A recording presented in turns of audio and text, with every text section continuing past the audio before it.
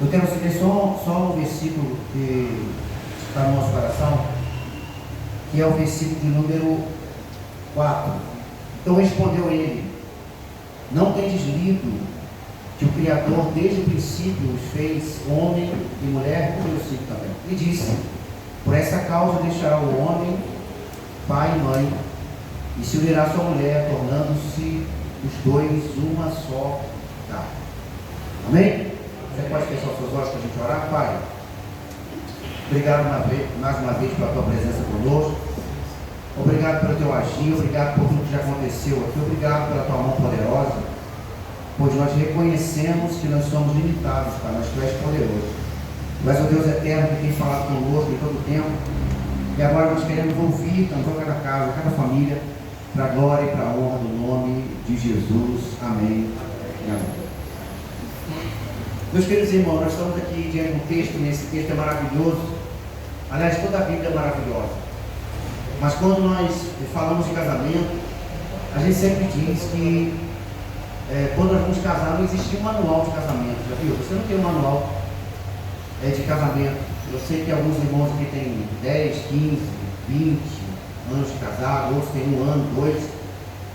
Mas quando você casa, não existe um manual, assim como quando você compra um eletrodoméstico e você vê lá, coloca na tomada, né? Mas observe primeiro está em 220, está em 110, né?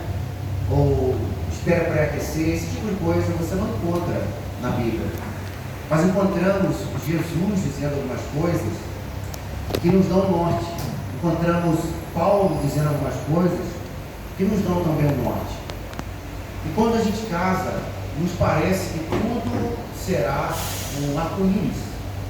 Parece que tudo vai ser uma maravilha, né? Parece que a gente vai casar e nunca mais a gente vai ter problema. Parece que a gente vai casar e nunca mais a gente vai ter que dar satisfação para alguém. E a nossa mente oscila entre o bom e o péssimo, às vezes oscila entre o bom e o melhor. Mas a verdade é que a Bíblia dá recomendações para nós. Mas a Bíblia não te ensina que você não deve deixar o sapato na sala. Os homens, por exemplo, a Bíblia não ensina para a gente que a mulher não deve salgar o arroz. Não tem isso. É proibido salgar o arroz. 10 mandamentos, né? Não tem, é proibido deixar a toalha em cima da cama molhada. Não tem isso.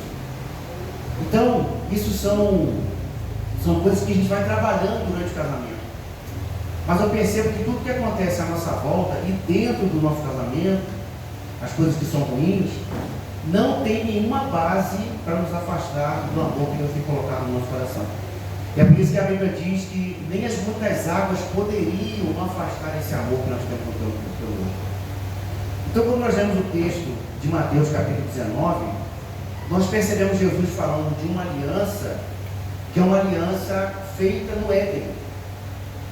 Quando nós lemos sobre Adão e Eva, nós percebemos que o único casamento que Deus fez, Deus foi um juiz de paz, o único casamento que Jesus fez deu errado.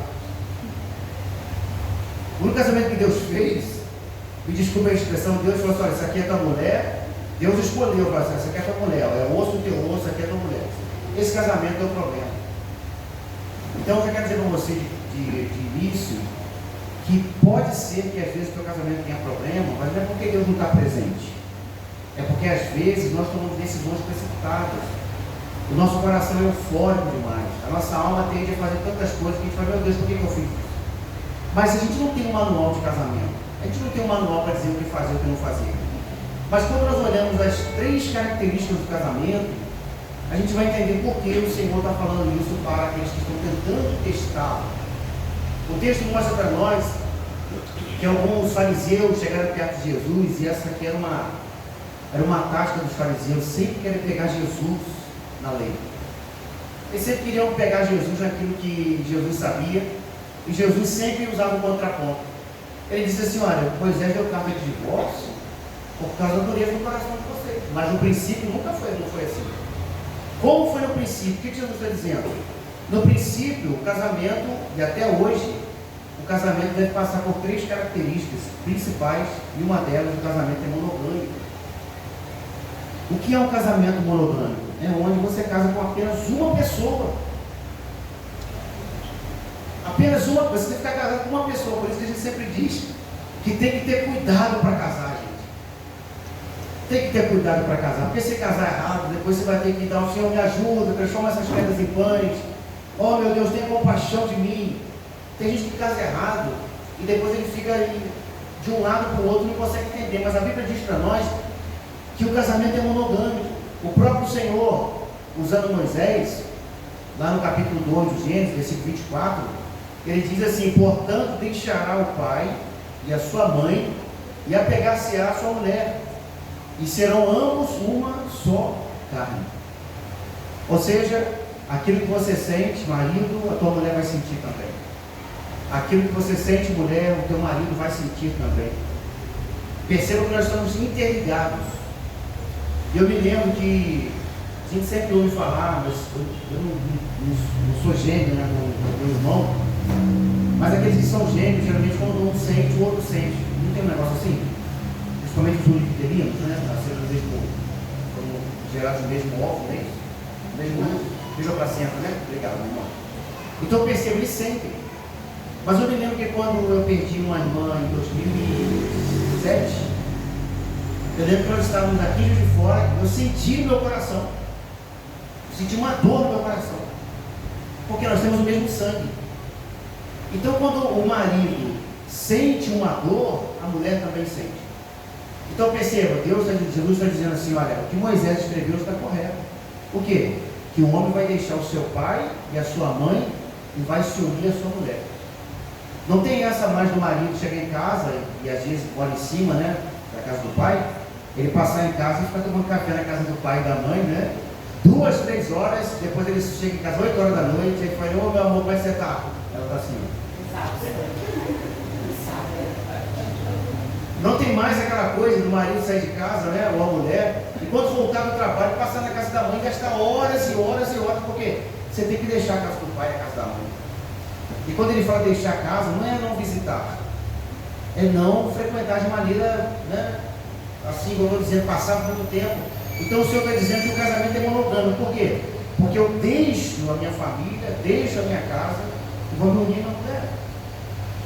Aí é interessante que Jesus responde: vocês não têm lido que aquele que fez no princípio fez macho e fêmea?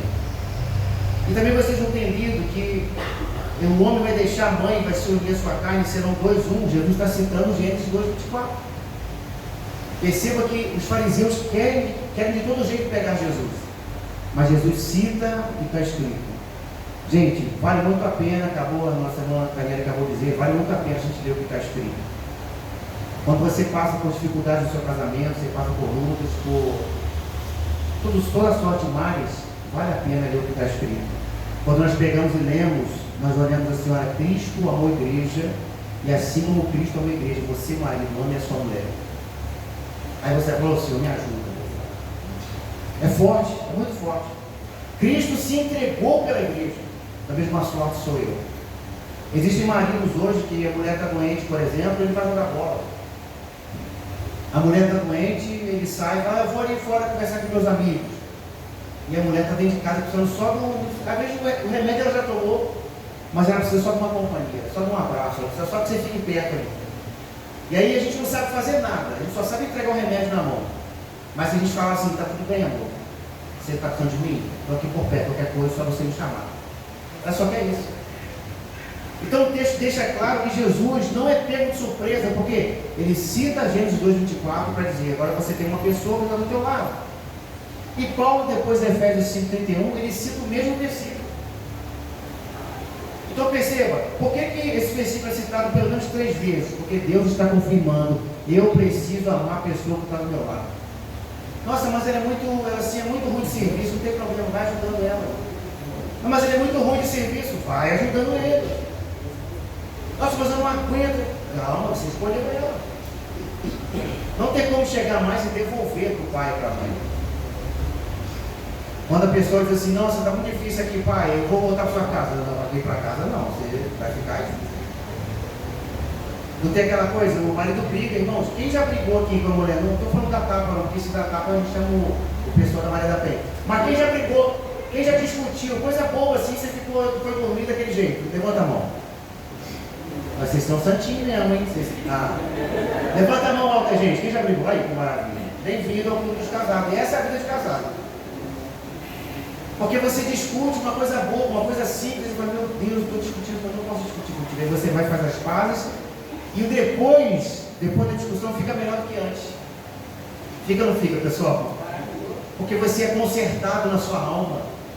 Você é consertado na sua alma, na sua maneira de lidar. Você sabe que daquela forma você não pode agir mais.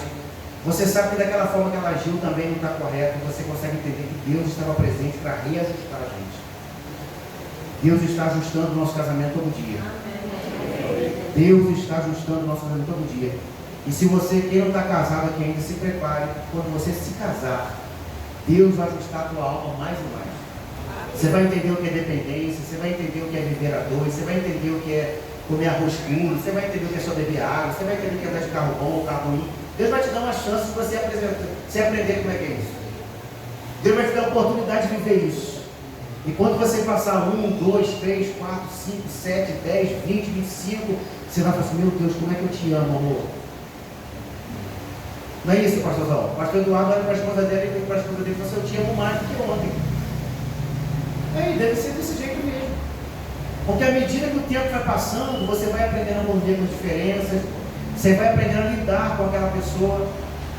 Já viu quando a mulher fala uma coisa assim, você não está muito afim de fazer, você fala, não, depois passa. A gente custa para aprender. Eu disse isso para os meninos outro dia, eu falei, eu tinha uma dificuldade muito grande assim que eu tinha casado.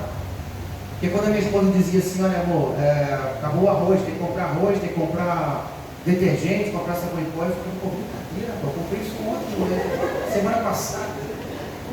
Me dava um nervoso, Eliel, eu ficava assim, meu Deus, me dá um nervoso, tem que comprar de novo. Você está rindo, irmão? E agora está na semana, não está, Alfredo? A gente compra, aí a gente fala assim, amor, tem que comprar mistura. Que mistura? Eu comprei mistura agora, sexta-feira passada. Aí ela falou, hoje é sexta-feira da outra semana já. Aí você vai acostumando com isso. Você sabe que isso aqui, gente, você não tem mais saída. Então você que não casou ainda, case para você ver como é que é. Mas é bênção. Sabe por quê? Porque nós podemos dizer como Samuel, até aqui nos ajudou o Senhor. Se você falar todo dia, Ebenezer, até aqui nos ajudou o Senhor, todo dia você é feliz. Muito obrigado. Então essa é a verdade absoluta. Você não tem um manual, você não tem um manual para entender como é que é o casamento, mas você tem Jesus, você tem a leitura das Escrituras. Paulo escreve que é necessário que o bispo ou que o diácono seja marido de uma só mulher. Então veja, o casamento é monogâmico. A gente só pode casar com uma mulher, você só pode casar, a mulher só pode casar com um homem. O texto também diz que os diáconos só poderiam casar com uma mulher também. Isso aqui, gente, não é margem para a pessoa ficar trocando de cônjuge não, né? Às vezes a pessoa fala, não, mas uma só mulher, quando eu separei, casei com outra. Separei, só tem uma agora. Não, não é margem para isso. É para você se casar com aquela e conseguir até o fim. No dia dos votos, o pastor, o padre, o cerimonialista, o que ele diz? Na alegria ou na tristeza, na saúde, na doença, na fartura ou na pobreza. É até o fim. O amor se revela na inutilidade. A gente já falou isso uma outra vez. O amor se revela na inutilidade. Ou seja, como você sabe que uma pessoa te ama? É quando você não é útil para ela mais. É quando aquela pessoa não tem nada para te oferecer. E nós temos visto nesse tempo muita gente abandonando o cônjuge porque ele está doente. Ah, minha esposa ficou doente, eu fui embora de casa. Ah, meu marido está internado, está com uma doença grave, eu abandonei. Por quê? Porque a pessoa amou só enquanto tinha alguma coisa em troca. Mas a Bíblia diz que a gente precisa amar a pessoa até que a morte nos separe. O casamento é monogâmico. Segunda coisa que o casamento mostra para nós é que ele é vitalício. Enquanto você estiver vivo e casado, aquela esposa, aquele marido é seu. Amém? Ah, você pegou aí, né? Pegou. Glória a Deus, glória a Deus. Porque tem gente que fala assim, ah, meu Deus. Tem aquelas pessoas que têm a síndrome daquela. Bom, deixa eu passar. Porque eles falam assim, não, já que eu não posso separar, então eu vou. Já que até que a morte não separe, tem gente que tem esse tipo de instinto, né? Mas o casamento ele é vitalício, porque a mulher está sujeita ao marido enquanto ela viver. Romanos 7, versículo 2 e 3. A mulher está sujeita ao marido enquanto ela viver Mas o outro marido está livre pela lei. Olha que interessante. Então só se pode casar de novo quando o marido morre, quando a mulher morre. Então não tem essa coisa de incompatibilidade, né? Porque pensa comigo, nós seremos incompatíveis mesmo. A gente é incompatível mesmo.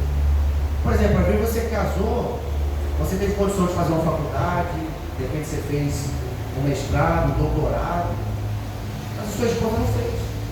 Então você é incompatível na questão do estudo, na questão da formação, mas isso não faz nenhum dos dois maior ou menor.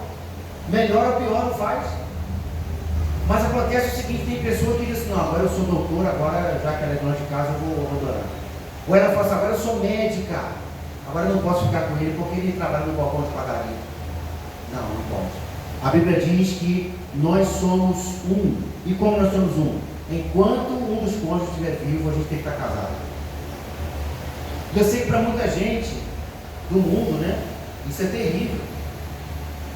É por isso que eles separam, é por isso que eles trocam, é por isso que eles mudam. Mas para nós é maravilhoso saber que você tem alguém do seu lado que ora contigo. Saber que você tem alguém do teu lado que quando você passa por necessidade, essa pessoa está contigo abraçada, chorando, gritando, falando, Deus ajuda a gente, ajuda os nossos filhos, tenha compaixão da nossa casa. Se você está aqui hoje, de repente você não ora com o teu marido, faz isso com ele. Você está aqui hoje, de repente você não ora com a tua esposa, chama ela para oração. Porque a vida de um homem é edificada através da mulher, e a vida da mulher é edificada através do homem. Então, gente, a Bíblia diz que é melhor andar dois, melhor serem dois do que um, porque ele tem melhor paga do seu trabalho dois, né? Se um cair, o outro levanta. Quantas vezes você já chegou para sua esposa e já disse, porque eu já disse isso, amor, está difícil. Nossa carga está pesada, tá? Ela fala assim, calma, calma. Ela bota a mão na cabeça, calma, vai dar tudo certo, vai dar tudo certo. Mesmo que no coração dela esteja está pesado mesmo. Mas ela está assim, calma, vai dar tudo certo. Não acontece com a gente? Aí você faz, se ajoelha, você ora, você chora, você fala com Deus, aí você levanta e você, ela estava certa. Deus está no controle de todas as coisas, Deus está operando, Deus está mudando, Deus está fazendo. Não é isso que acontece? E da mesma sorte, quando a mulher chega do trabalho, às vezes, e agoniada, foi perseguida no trabalho, deu um problema, aí o marido fala assim, calma, vamos orar. Vamos orar, Deus é poderoso. O que aconteceu? Não foi assim, você está, descansa teu coração. Pega uma aguinha, dá um abraço nela, né? Dá um cheiro, fala assim, aqui está tudo bem, vai dar tudo certo, fica tranquilo. Se for necessário você mudar, você muda, vamos orar ao Senhor. Um ajuda o outro. Isso é que é gostoso, irmão, no casamento. Então não vale a pena você ignorar a dor do outro, não vale a pena você ignorar a dor da pessoa que está do seu lado, porque nós somos um. Assim diz o Senhor. Então o casamento é vitalício. Enquanto você estiver vivo, tem que estar casado. Agora, pessoal, quem tem mais de 20 anos de casado aqui, levanta a mão. Oh, que maravilha. Em algum momento você pensou em desistir? Não, vou ser sincero, eu estou falando. Algum momento? Quem pensou? Não?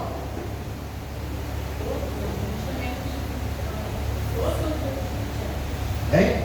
Não, em algum momento desses 20 anos, você nunca pensou, rapaz, esse cara é muito demais. Está entendendo? Pode falar também. Beleza, quem está casado aqui tem vontade de desistir, levanta a mão.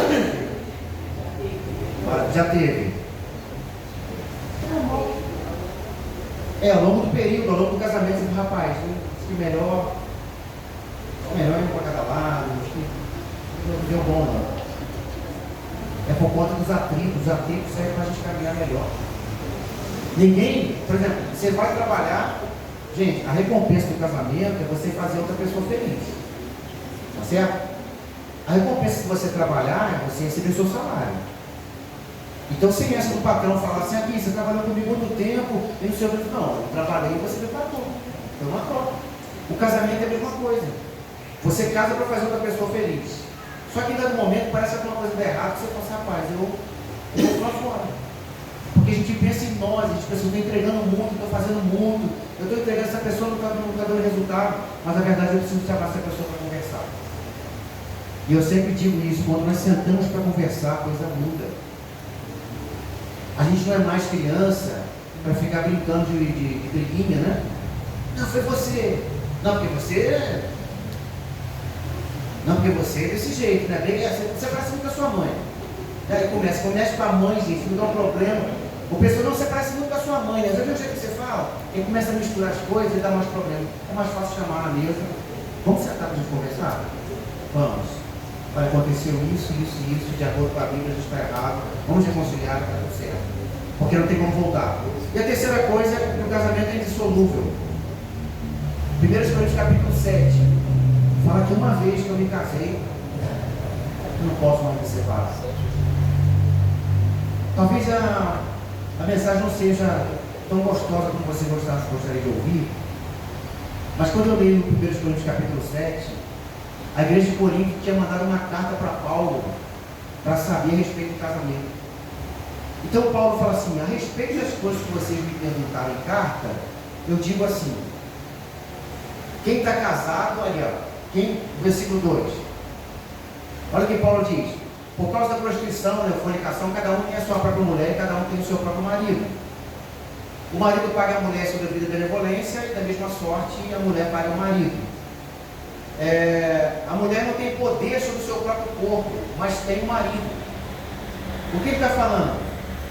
Não tem como a pessoa casar e não querer se relacionar de uma maneira conjugal. Um dia a gente ouviu alguém falar assim: não, eu fiz um propósito com Deus, né, de abrir uma igreja, então eu quero ficar 1 ano sem a gente fazer relação sexual. Você está doido? O cara fez um voto com Deus, ele Deus. Queria ficar 1 ano sem ter relação com a esposa dele, porque ele queria abrir uma igreja e estava pedindo a consumação de Deus. Pô, meu, faz um voto de meia hora, faz um voto de 1 hora, quer fazer voto de 1 ano agora. Ei, Alfredo, o cara queria separar, né, gente? Ô, gente, porque às vezes aqui, ó, a Bíblia diz que quem está livre para casar é quem foi ofendido. Mas às vezes o adultério está no coração daquele, ele provoca o adultério para depois sair dele. Então tem gente que rejeita a esposa, tem gente que rejeita o marido, tem gente que fala assim: ah, eu quero esperar uma semana, eu estou orando no Senhor, eu vou fazer um voto de 7 dias, ó, vou fazer uns votos de 14 dias. Paulo está dizendo assim: cuidado, porque a mulher não é dono do seu próprio corpo. Cuidado, porque o homem não é dono do seu próprio corpo. Quem é dono do corpo da mulher é o marido, quem é dono do corpo do marido é a mulher. E aí Paulo diz assim: olha, vamos seguir o versículo 5, Adilson, vamos lá? Aí, não vos priveis um ao outro, senão para consentimento mútuo por algum tempo, não por 1 ano, né, pessoal? Para vos aplicar ao jejum e oração, e depois se ajunta outra vez, para que Satanás não vos tente pela vossa intemperança. Então você percebe? Tem muito casamento que está se dissolvendo por conta de falta de vigilância. Tem casamento que está se dissolvendo por conta de uma falsa espiritualidade. Amor, eu não vou ficar em casa, eu vou para o monte, hein? Aí ela vai para o monte 5 da manhã, fica no monte até meio-dia. Depois de meio-dia eles vão entregar o jejum na casa da irmã Joaquina. Aí depois de tarde eles vão para o ciclo de oração. E aí à noite ela chega em casa às 7 horas da noite. E ela faz isso 1, 2, 3, 4. Ou o marido fica na igreja a noite inteira, o dia inteiro, vai para não sei aonde, conferência, e voa para lá e voa para cá. Quando vem, irmão, vai um para cada lado. Por quê? Falta de vigilância. É muito importante que a gente entenda, porque Paulo está dizendo: uma vez que você se casou, o casamento é indissolúvel. E ainda nesse capítulo, ele fala a respeito de algumas pessoas que haviam se convertido em Corinto, e o casal era não crente, e um se converteu. Como é que faz agora? Separa? Não. Então Paulo diz o quê? Ó, se você consente ficar casado com um não crente, ele também consente, fique casado.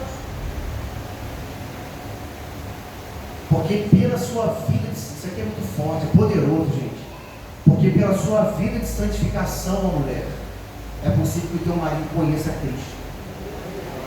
Pela tua santificação, marido, é possível que a tua mulher conheça Cristo. Mas se vocês quiserem se separar, que se separem. Todavia, cada um fica na sua. E aí tem aquele hino: quem já pisou no Santo dos Santos, né? Não tem? em outro lugar não sabe viver? Quem já viveu casado, gente, viver de solteiro é ruim demais. Então quando o camarada fala, não, tem que separar e ficar longe. E se eu quiser outra mulher? Aquela não é a sua. Você volta para a sua própria mulher. É o que o Paulo está dizendo. Então é mais fácil, se você tiver algum problema, continuar com ela mesma. Porque se eu me separo da minha esposa, vamos imaginar, falar, amor, não está dando certo, a gente está incompatível aqui, não dá, eu vou embora, você fica aqui. Mas depois eu falo assim, cara, vou arranjar uma mulher para mim. Não, eu tenho que voltar para ela. Então se eu tenho que voltar para ela, eu já fico com ela uma vez. Ela já fica comigo, não tem jeito. A gente vai se adaptando, a gente vai consertando as coisas, para quê? Para quando chegar lá no futuro, quando tiver com 60, 70 anos, a gente fala assim, meu velhinho, quanta coisa boa a gente já passou. Então passando aí. Porque Deus é bom, Deus é bom. Para a gente terminar, gente, lute pela restauração do seu casamento. E não dê lugar à destruição. Lute pela restauração do seu casamento. Sabe, quantas vezes a gente fica olhando pessoas não se preocupando com o casamento e aquilo faz com que a destruição chegue até a família. Deus está dizendo para a gente lutar, para a gente restaurar nosso casamento. Existem problemas no casamento? Existe. Uma coisa que existe é a dificuldade de entender o outro. Qual é a dificuldade de entender o outro? Porque a gente tem famílias distintas. A gente tem famílias distintas. Tem pai que era truculento. E aí o filho, quando casa, ele faz o quê? Ele replica o pai. Então ele é durão, ele fala forte, ele fala grosso, ele dá tapa na mesa. E aí o Espírito Santo, falando para a gente que é cristão, o Espírito Santo vai moldando a gente. O Espírito Santo vai trabalhando no nosso coração e fala assim, meu filho, não é desse jeito. Não é dessa forma que você lida, é como eu amei a igreja. É como eu me entreguei para a igreja. A gente tem essa dificuldade de entender outra pessoa, porque a gente vem cada um de um jeito. Um dorme cedo, o outro gosta de dormir tarde. Um gosta de sair, o outro não. Um gosta de estudar e o outro não, e por aí vai. Agora perceba, o problema é sempre o outro, você já viu? Já viu isso? O problema é sempre o outro. Por quê? Porque o outro está sempre em segundo. A gente fala assim, porque um gosta de branco e o outro gosta de preto.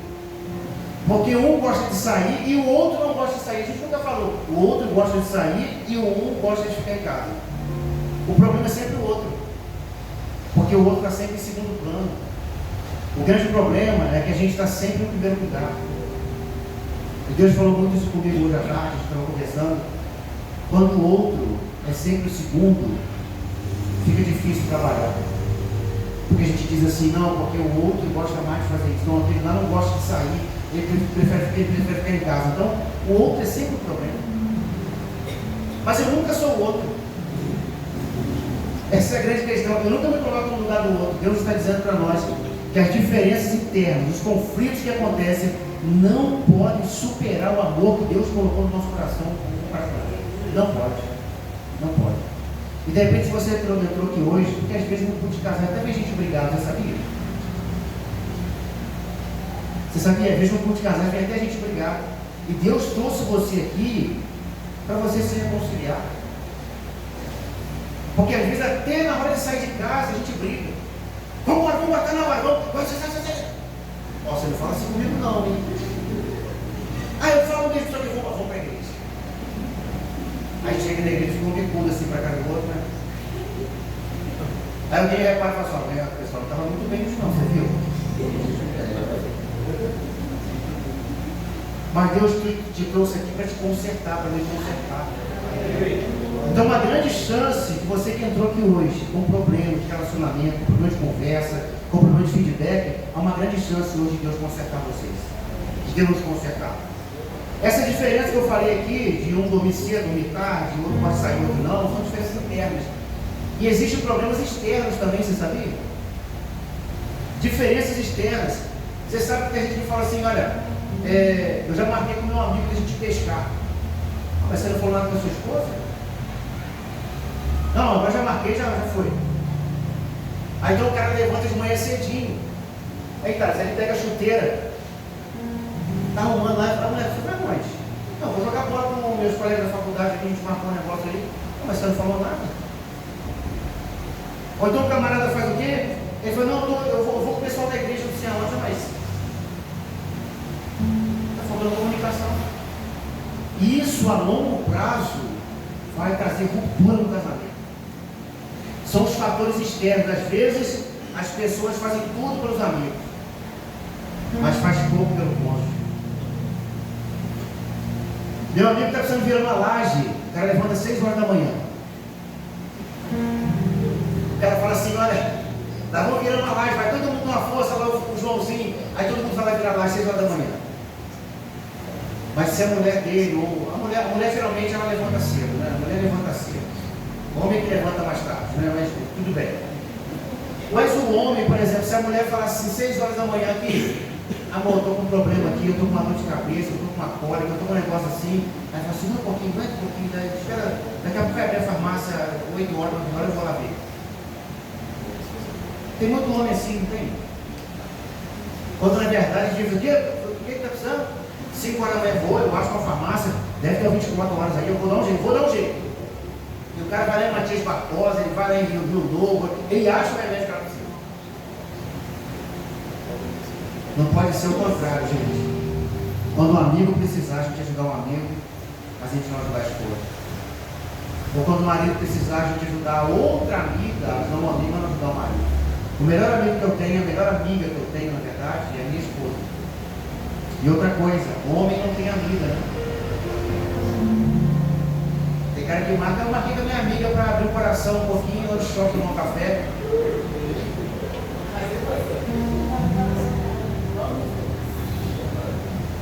Não é? Ou então a mulher fala, não, tem uma página que você sempre me aconselha, sabe? A gente está sempre conversando, ele dá uns conselhos bons. O homem não tem amiga, e mulher não tem amiga. Só se for cônjuge.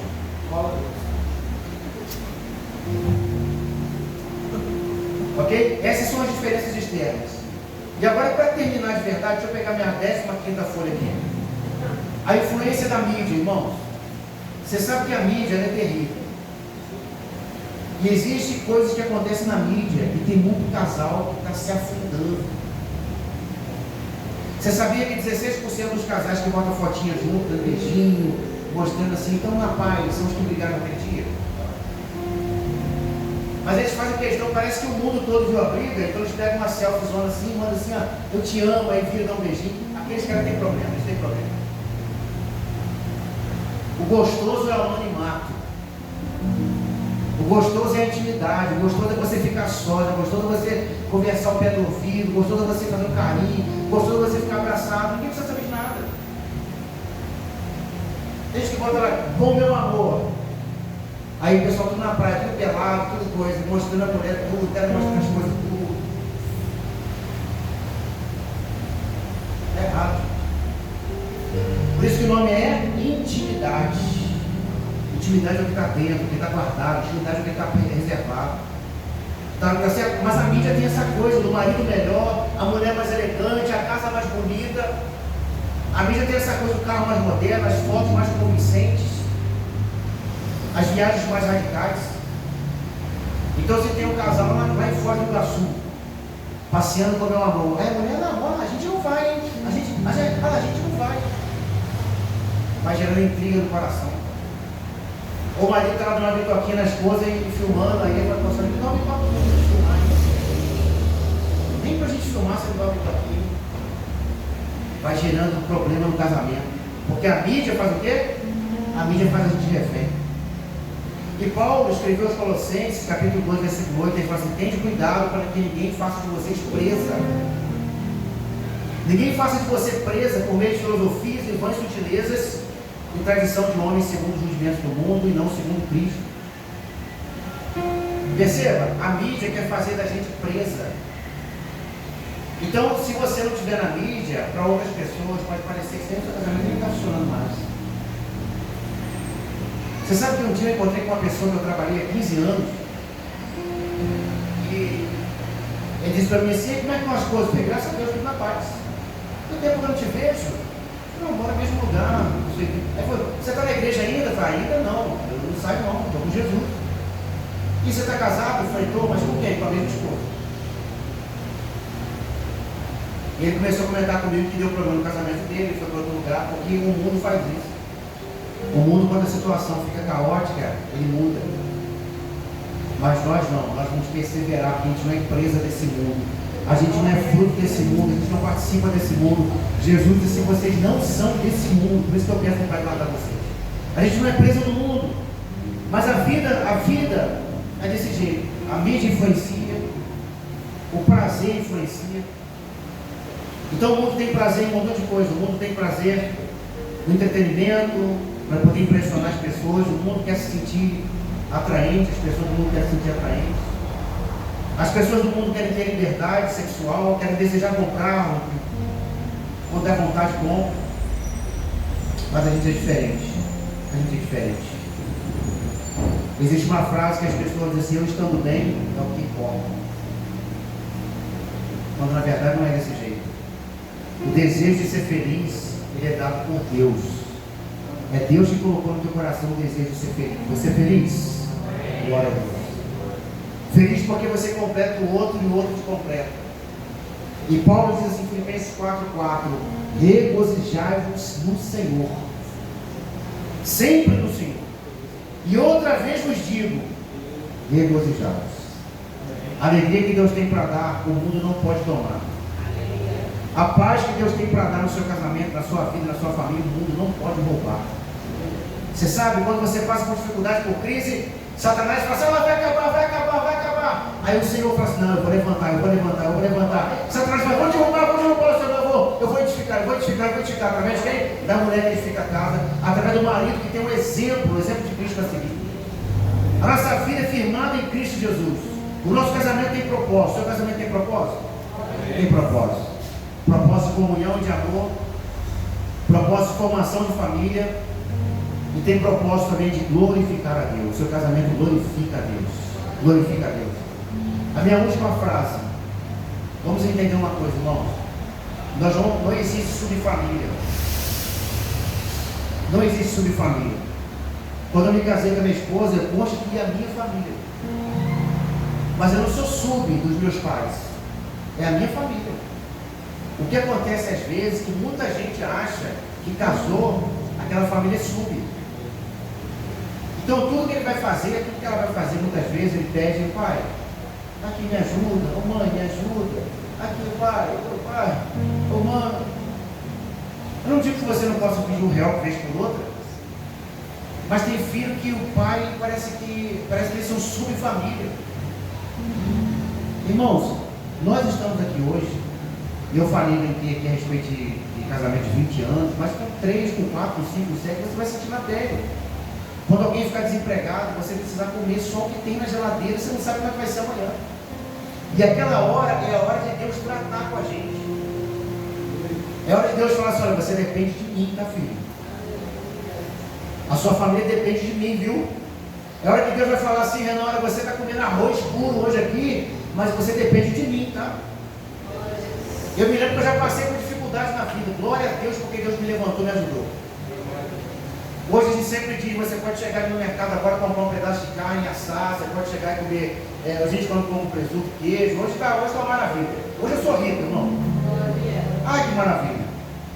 Mas a gente lembra que quando pequeno, papai e mamãe partiam ovo em 4. A gente lembra que havia uma briga pela ponta do pão. A ponta do pão era uma briga lá em casa. Às vezes o pai saía para fazer alguma coisa e voltava, não sabia se tinha um recurso. E eu já passei dificuldade também, não sei o que você já passou. Mas um dia a gente sentado à mesa, comendo arroz com aquele sachêzinho de ketchup que tinha sobrado, não sei da onde, nem sei se estava vencido, porque é um esse negócio não tinha lá em casa. Eu joguei em cima do arroz assim, ó. Fiz assim um desenho bonitinho assim, ó. Aí fomos no quintal, pegamos um pedacinho de. Como é que é o negócio? Agrião? Foi o agrião, serralho, sei lá. Coloquei em cima assim para aquele menino assim: vamos mostrar, filho. Oh, Jesus, hein? Vamos mostrar, meninas. Elas vieram, Carol, todas felizes, correndo: ai, tem almoço, tem almoço. Chegamos sentando lá mesmo: vamos dar a mão para a gente orar? Vamos orar. Papai, muito obrigado por esse arroz com ketchup, Senhor, muito obrigado. Ai, Deus, muito obrigado. Eu chorava à mesa. Meu Deus. E elas falam: pai, o almoço estava tão gostoso hoje.